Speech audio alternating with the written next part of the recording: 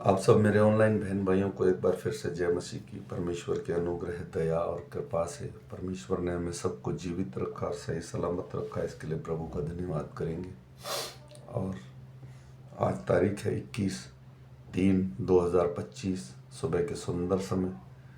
आइए, जो मेरा बहन भाई मुझे फॉलो करेगा 365 दिन, वो पूरी की पूरी बाइबल कंप्लीट कर लेगा। मैं एक आप जैसा विश्वासी हूँ, मैं पास्टर नहीं हूँ। बस मैं चाहता हूँ लोग बाइबल पढ़ें, परमेश्वर के ज्ञान को जानें, परमेश्वर के जीवित वचनों को जानें जो हमें उद्धार दे सकता है। आइए हम पवित्र आत्मा की छोटी सी प्रार्थना करेंगे ताकि हम पवित्र आत्मा पाकर जीवित परमेश्वर के वचन को सुनने और समझने पाएं। धन्यवाद प्रभु यीशु, धन्यवाद है महान और सामर्थी परमेश्वर, धन्यवाद पवित्र आत्मा। मैं पिता पुत्र पवित्र आत्मा का स्वागत करता हूँ अपने जीवन में, ताकि प्रभु जी तेरा वचन प्रभु हमारे हृदयों में काम करे। पवित्र आत्मा प्रभु तूने हमें सहायक दिया, ताकि प्रभु जी उसके बगैर मेरे राजा तेरे वचनों को समझना और सुनना असंभव है। प्रभु जी प्रभु मैं विश्वास करता हूँ जो मेरा बहन भाई ऑनलाइन इस वक्त इसे सुने, प्रभु उसके हृदय को छू लेना, ताकि प्रभु जी उसके मनों में, उसके विचारों में तेरा स्वभाव हो। प्रभु जी ओ मेरे राजा, तेरा वचन हमारे हृदय और मनों में काम करने पाए प्रभु जी, क्योंकि तेरा वचन शांति देता है प्रभु जी। इसलिए प्रभु जी इस सुबह के सुंदर समय प्रत्येक हृदय को प्रभु तेरा वास करे। पवित्र आत्मा सारा आदर महिमा तुझे देता हूँ प्रभु यीशु, आमीन। मेरे भाई और बहनों, ये वचन परमेश्वर का वचन ही है जो अंतिम दिनों में हमें थामे रहता है। आइए हम पढ़ेंगे लूका के पुस्तक में से 1 से लेकर और 38 वचन तक, एक अध्याय का 21 से लेके और 38 वचन तक। लोग जकरिया की बाट देखते रहे और अचंभा करने लगे कि उसे मंदिर में इतनी देर क्यों लगी। जब वह बाहर आया तो उनसे बोल न सका। अंत वे जान गए कि उसने मंदिर में कोई दर्शन पाया है, और वह उससे संकेत करता रहा और गूंगा रह गया।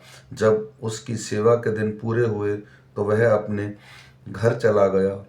इन दिनों के बाद उसकी पत्नी एलीशेबा गर्भवती हुई और 5 महीने तक अपने आप को यह कहकर छिपाए रखा, मनुष्यों में मेरा अपमान दूर करने के लिए प्रभु ने इन दिनों में कृपा दृष्टि करके मेरे लिए ऐसा किया है।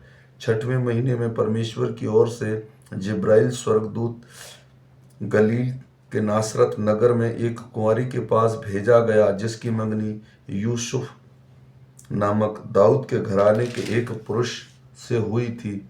उस कुंवारी का नाम मरियम था। स्वर्गदूत ने उसके पास भीतर आकर कहा, आनंद और जय तेरी हो, जिस पर ईश्वर का अनुग्रह हुआ है, प्रभु तेरे साथ है। वह उस वचनों से बहुत घबरा गई और सोचने लगी कि यह किस प्रकार का अभिनंदन है। स्वर्गदूत ने उससे कहा, हे मरियम, भयभीत ना हो, क्योंकि परमेश्वर का अनुग्रह तुझ पर हुआ है। देख, तू गर्भवती होगी और तेरे एक पुत्र उत्पन्न होगा, तो उसका नाम यीशु रखना। वह महान होगा और परम प्रधान का पुत्र कहलाएगा, और प्रभु परमेश्वर उसके पिता दाऊद का सिंहासन उसको देगा, और वह याकूब के घराने पर सदा राज्य करेगा, और उसके राज्य का अंत न होगा। मरियम ने स्वर्गदूत से कहा, यह कैसे होगा? मैं तो पुरुष को जानती नहीं। स्वर्गदूत ने उसको उत्तर दिया, पवित्र आत्मा तुझ पर उतरेगा और परम प्रधान की सामर्थ तुझ पर छाया करेगी। इसलिए वह पवित्र जो उत्पन्न होने वाला है परमेश्वर का पुत्र कहलाएगा। और देख, तेरी कुटुंबनी इलीशिबा के भी बुढ़ापे में पुत्र होने वाला है। यह उसका जो बांझ कहलाती थी 6वां महीना है, क्योंकि जो वचन परमेश्वर की ओर से होता है वह प्रभाव रहित नहीं होता। मरियम ने कहा, देख, मैं प्रभु की दासी हूँ, मुझे तेरे वचन के अनुसार हो। तब स्वर्गदूत उसके पास से चला गया। आमीन। मेरे भाई और बहनों, प्रभु यीशु के जन्म से पहले परमेश्वर एलीशिबा से मिला और जकरिया से, ताकि यूहन्ना बपतिस्मा देने वाले का जन्म हो। और उसके ठीक 6 महीने के बाद में वो मरियम से मिला और उसने उसे आशीष दी कि परम प्रधान की सामर्थ तुझ पर छाया करेगी और वो एक भक्तिन लड़की थी।